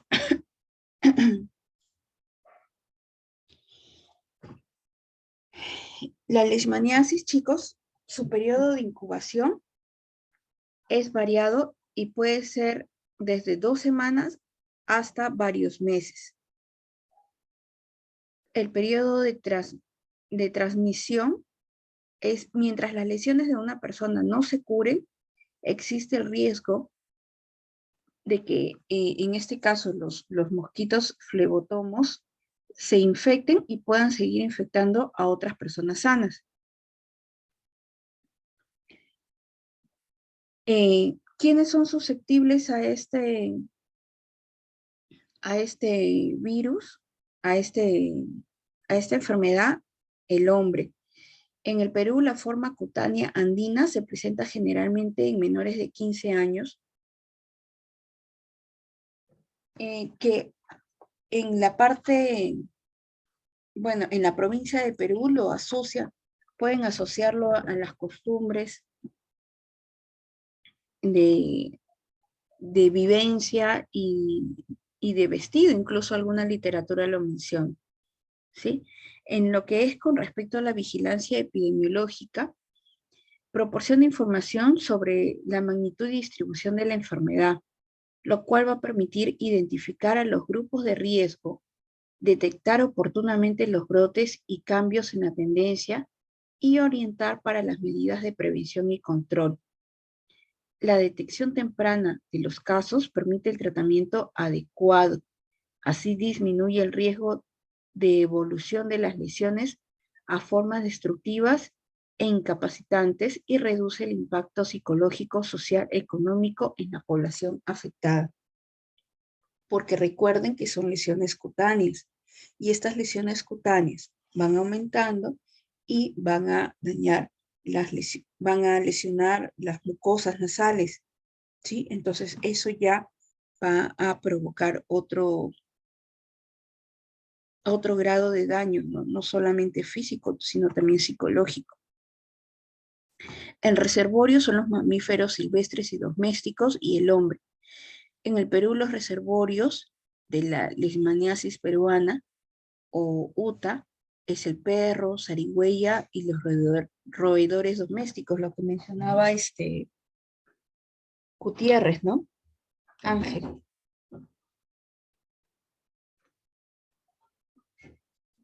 El modo de transmisión, no existe transmisión de persona a persona. El parásito se va a transmitir por la picadura del mosquito hembra infectado con leishmania. Sí, en el Perú los vectores tienen diferentes nombres. Titira, manta blanca, cuando estamos hablando en Huánuco, angelillo o capa blanca en Ayacucho, puma manchachi o chuspi en Ancash, ¿no? Cada localidad le va a dar un nombre distinto, pero sabemos que al final provocan una sola enfermedad que es la leishmaniasis. Se sospecha que los vectores principales de la leishmaniasis cutánea en los valles occidentales son los mosquitos Luxomyia, ¿sí? Los vectores de forma mucocutánea en la región oriental son los mosquitos Luxomyia tejedae y Luxomyia maranonensis. Sí, que son nombres que, bueno, que hay que saber más que nada para diferenciar, ¿no? Pero no es mayor cosa, ¿no? Pero sabemos que esta enfermedad entonces es transmitida por un mosquito hembra que está infectada con este virus de la leishmania y lo va a transmitir de hombre a hombre. ¿Sí? ¿Cómo voy a definir los casos epidemiológicos? Cuando hablo de una leishmaniasis cutánea, tengo el caso sospechoso, toda persona con una lesión ulcerada cutánea única o múltiple, procedente o residente de una zona endémica de leishmaniasis, ¿no? Entonces, me llega a la posta una persona con una lesión cutánea que me dice que está viniendo de Ayacucho, de Cusco, ¿no? De alguna región donde se sabe que hay leishmaniasis. Entonces, y tiene esta lesión, entonces puede ser una leishmaniasis, es un caso sospechoso.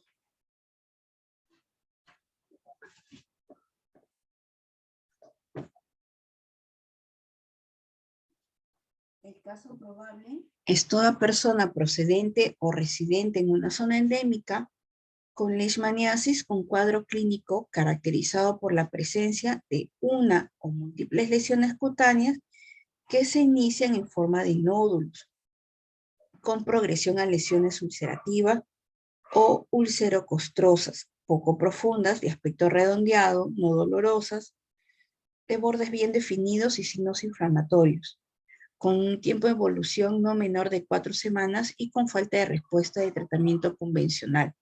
¿Sí? Entonces, ya no solamente es un caso sospechoso, es un caso probable, porque ha recibido tratamiento y no mejora, ¿sí? Y estas lesiones van aumentando. Y el caso confirmado es todo caso probable de leishmaniasis cutánea, que a los exámenes de laboratorio, el parasitológico, inmunológico, histopatológico o cultivo, demuestran la leishmania, ¿sí? Se toma un cultivo de esta lesión que presenta el paciente y sale positivo, es un caso confirmado. Ok, chicos, hasta ahí. ¿Dudas?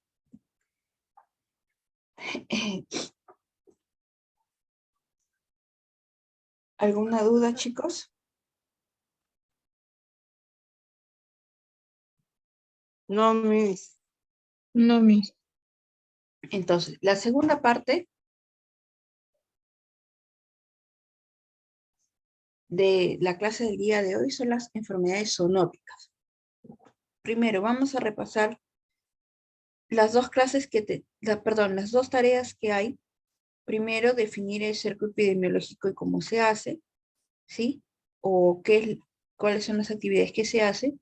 Y el otro es el cuadro comparativo de dengue y chikungunya, porque son las enfermedades que se van a manejar más de forma coloquial, ¿no? Son las enfermedades que podemos ver más en nuestra realidad nacional, ¿sí?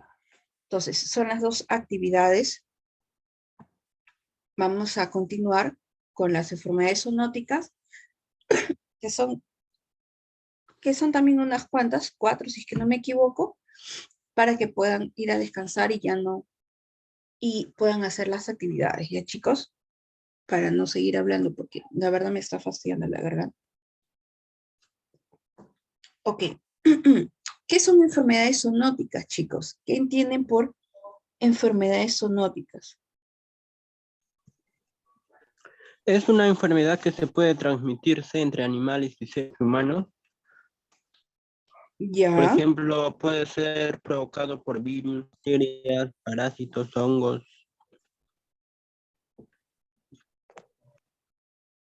Ya, sí, puede ser. A ver, ¿alguien más, chicos? ¿La gripe H1N1 puede considerarse como una enfermedad zoonótica? ¿Me preguntas o me estás afirmando No, algo? era una pregunta porque mi compañero comentó que son enfermedades que se contagian entre animales y seres humanos. Ah, ya. Entonces, eso lo vamos a definir ahora que vamos a ir desarrollando la actividad. Miss, también puede ser la enfermedad de la rabia. ¿Por qué? ¿Por qué aponte? Porque la rabia se contrae a través de mordeduras de animales a humanos. Ya. Por ejemplo, como el perro o también de murciélagos hacia los animales. Ok. Entonces, ahí vemos la primera diferencia entre enfermedades metaxénicas y enfermedades zoonóticas. Las enfermedades metaxénicas, ¿qué eran, chicos? ¿Se acuerdan? ¿Qué dijimos que eran?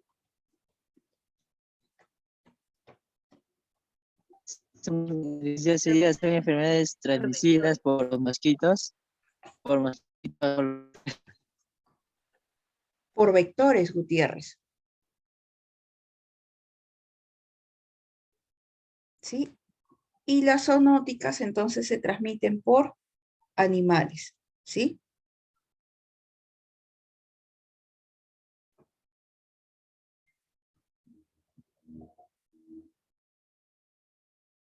Ok, entonces,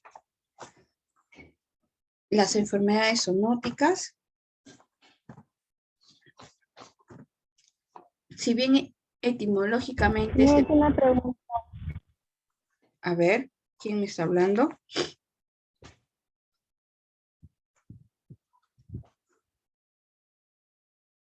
Esta enfermedad se contagia directamente de los animales hacia las personas, solo animal a persona o también de persona a persona. Eso ahorita lo vamos a definir, Ruiz.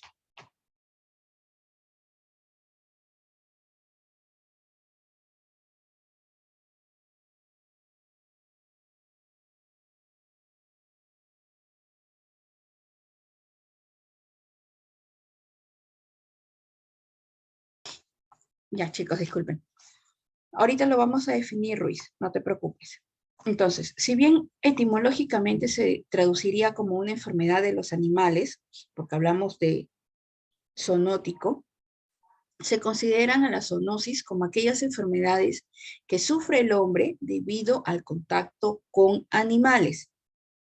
¿Sí?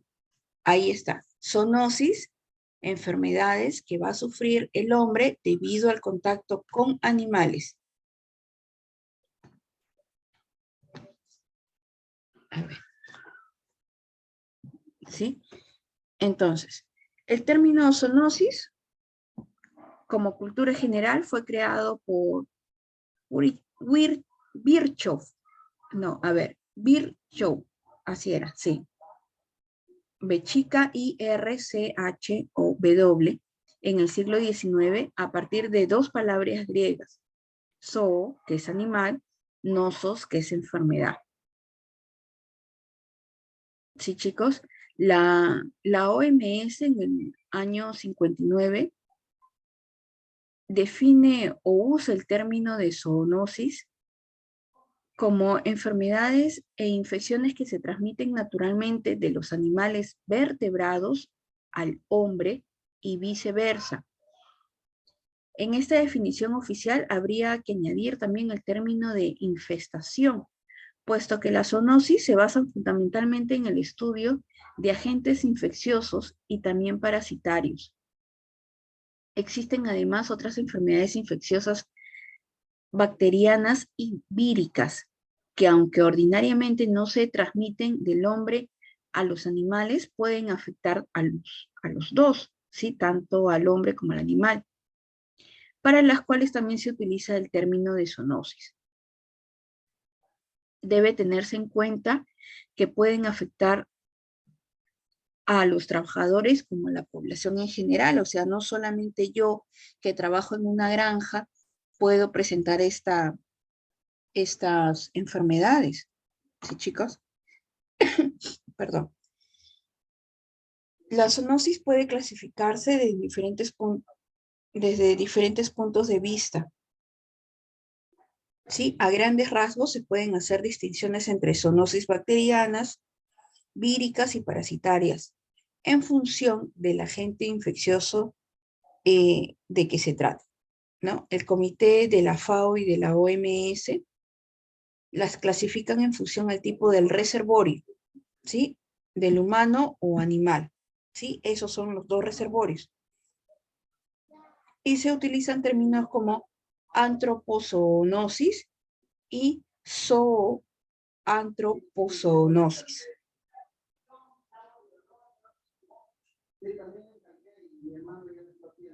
Un ratito, chicos, voy a cerrar la puerta.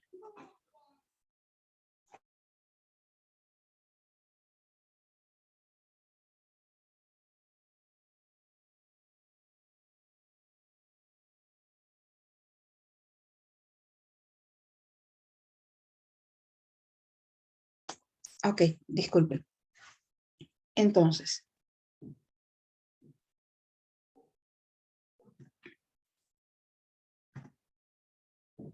la primera enfermedad tenemos lo que es la peste, ¿sí? El agente etiológico, la Yersinia pestis, que es la bacteria, es una infección zoonótica bacteriana aguda, afecta principalmente a los roedores, quienes pueden transmitirla a otros mamíferos y accidentalmente al ser humano a través de la picadura de la pulga infectada, ¿sí? En el Perú se han presentado brotes en Piura, Lambayeque, Cajamarca y La Libertad. La peste no tratada puede tener una letalidad de más de 50% y puede evolucionar hacia una enfermedad generalizada cuando hablamos de una septicemia. Todos los seres humanos podemos adquirir esta enfermedad. ¿Cómo podemos adquirirla, chicos? A través de la picadura de la pulga Miss. Exacto. Sí, esta pulga que está en este animal infectado pica al ser humano y nos contagiamos con la enfermedad. ¿Sí?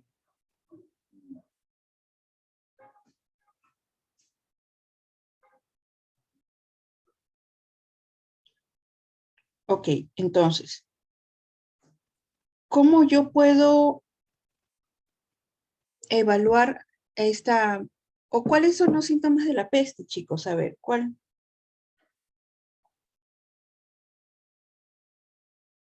¿Se acuerdan? ¿Han leído anteriormente?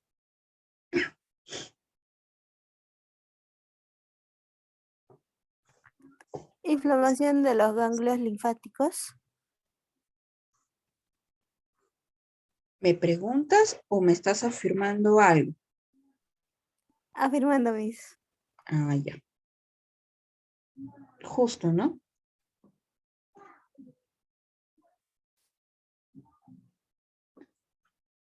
Vamos a ir viéndolo ahora. Ok, la siguiente enfermedad, rabia, enfermedad viral aguda del sistema nervioso central. ¿Quiénes la van a producir? El virus de la rabia. Y se presentan en dos ciclos. El urbano, que es transmitido por perros, y el silvestre, cuando es transmitido por murciélagos, ¿sí? Cuando el ser humano es picado, mordido por el murciélago. Afecta a animales domésticos y salvajes y se propaga a las personas a través del contacto con la saliva infectada, a través de mordeduras o arañazos. La enfermedad puede adoptar dos formas: rabia furiosa con signos de hiperactividad, excitación, hidrofobia y a veces aerofobia. La muerte se produce a los pocos días por un paro cardiorrespiratorio.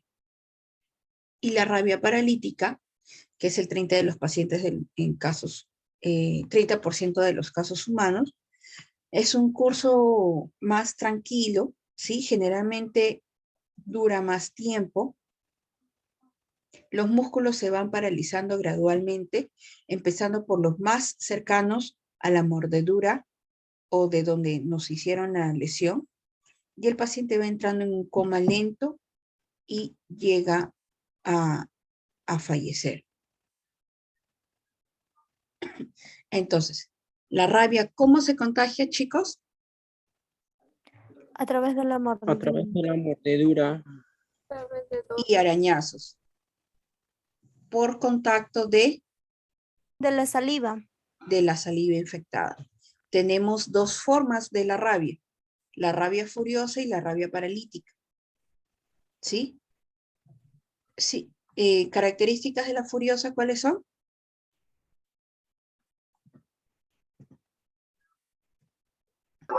Bueno, las características son que normalmente le puede dar un paro respiratorio y se produce a los pocos días. Esa es la paralítica, Carolina. La primera, la rabia furiosa, es la excitación. Excitación psicomotriz, hidrofobia, hiperactividad, ¿sí? Que puede conllevar al paro, sí, pero usualmente empieza con eso, ¿no? La excitación. Y la rabia paralítica, acá te la menciono, ¿no? Es más larga la agonía, ¿sí? ¿Cómo controlamos la rabia, chicos?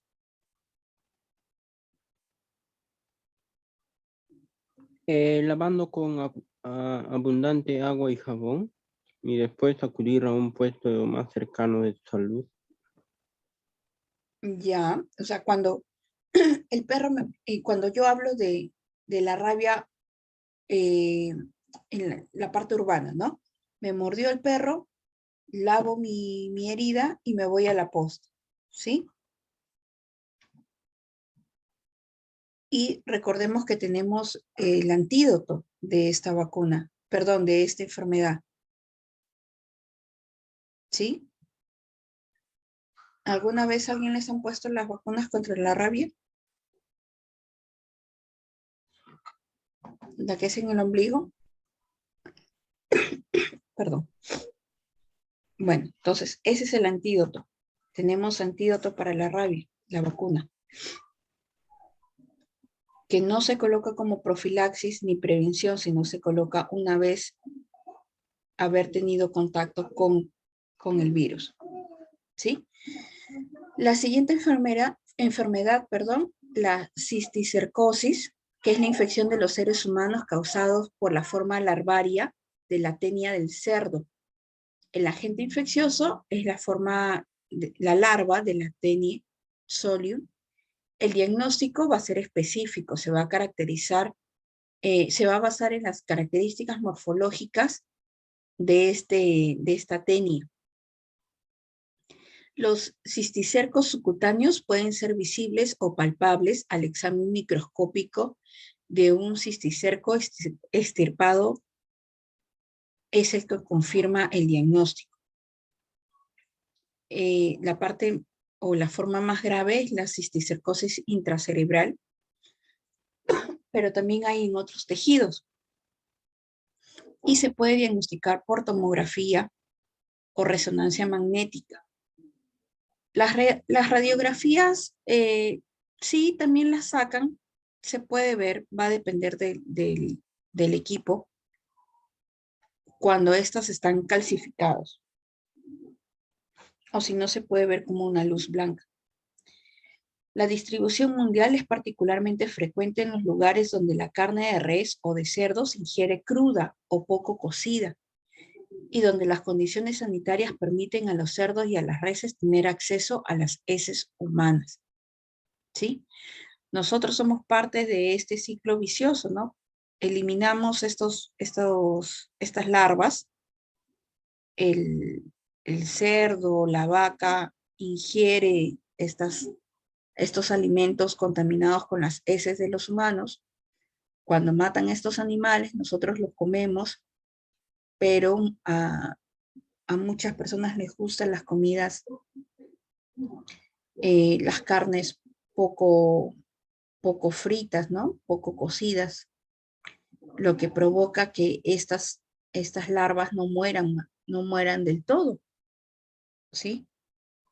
Y a la larga podamos presentar esta enfermedad.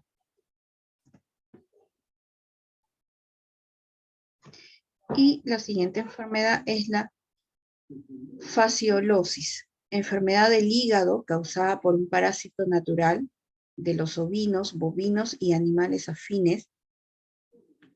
El agente infeccioso es el fasciola hepática. La infección se contrae al ingerir plantas acuáticas crudas con formas enquistadas del parásito. Las metacercarias que flotan en el agua de beber también pueden transmitir la enfermedad. El diagnóstico se basa en la observación de huevos en las heces o en las bilis aspiradas del duodeno. Las pruebas serodiagnósticas que se practican en algunos centros apuntan al diagnóstico cuando son positivas y puede diagnosticarse infección espuria cuando aparecen huevos no viables en las heces después de la persona que ha ingerido el hígado de animales infectados. ¿Sí? Entonces, he ahí la importancia de cocinar bien los alimentos, de lavar bien los alimentos.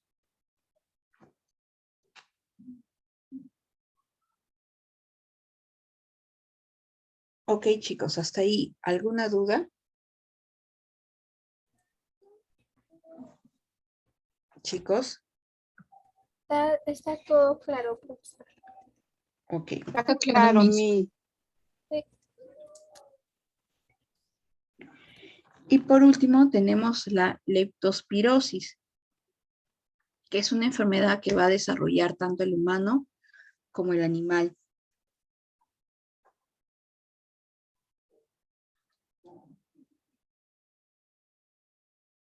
No te preocupes, Chávez, ya estamos terminando.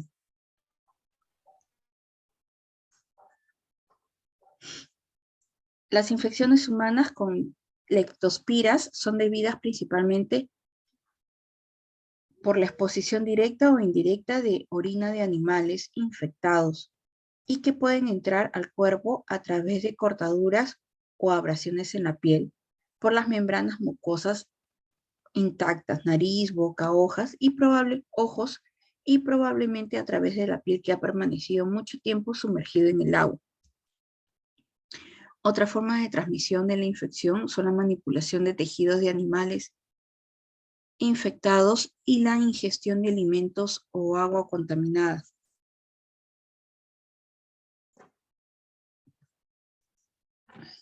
Un momento, chicos.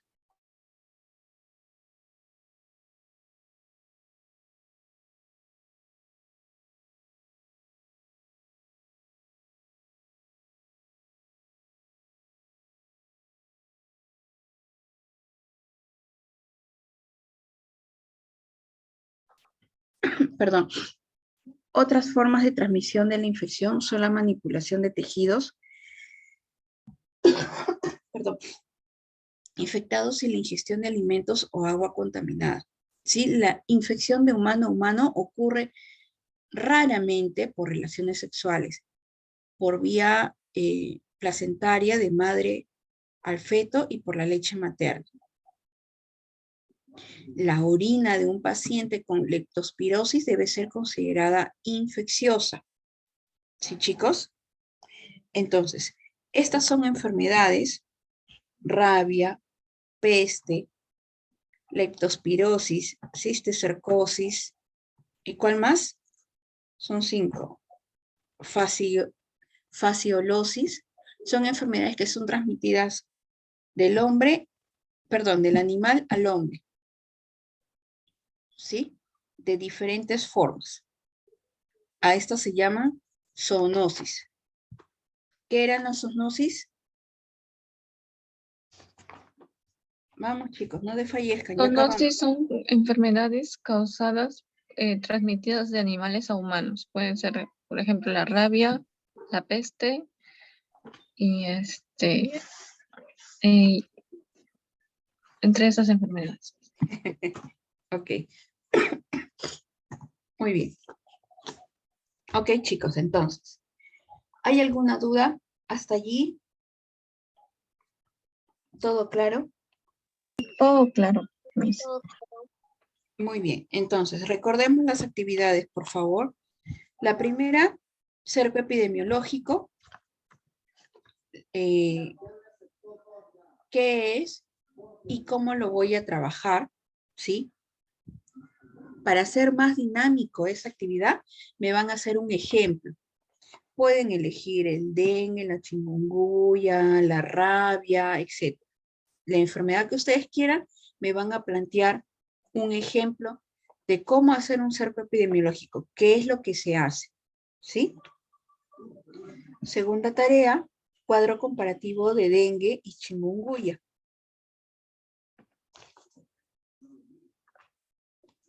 ¿Sí, chicos? Sí, Miss. Sí, Miss.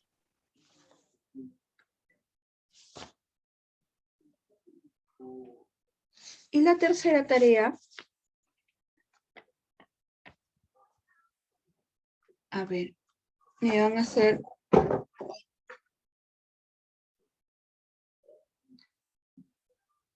los signos y síntomas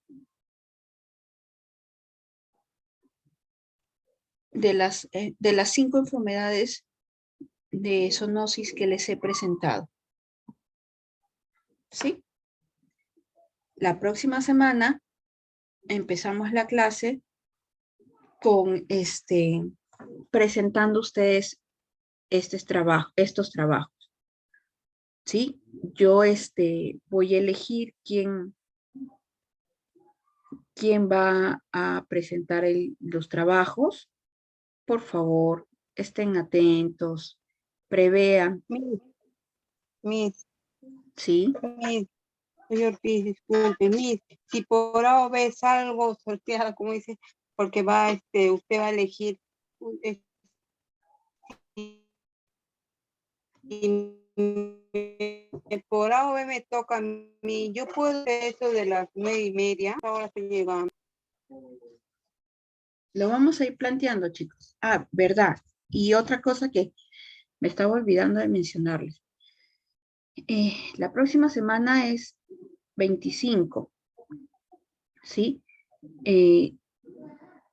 Yo asumo que para ese día yo ya retorno a mis labores en el hospital porque ahorita estoy con un tema de aislamiento por enfermedad.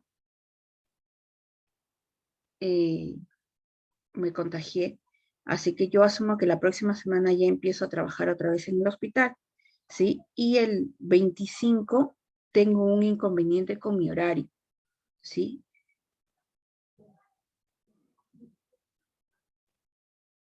No, Berta, creo que no tengo a la mano no recuerdo la verdad, no, creo que no, es la segunda semana de febrero, si es que no me equivoco. Voy Miss, a- en la mayoría de los cursos estamos dando en la semana 10 ya los exámenes, porque la otra semana nos toca prácticamente en todos los cursos exámenes, en la mayoría. Sí, no, la verdad no tengo ahorita a la mano mi cuaderno, ese cuadernito. Pero si es que no me equivoco, sí, déjame definir bien, pero igual el 25 yo tengo inconvenientes con el horario y eso es lo que yo quería conversar con ustedes para poder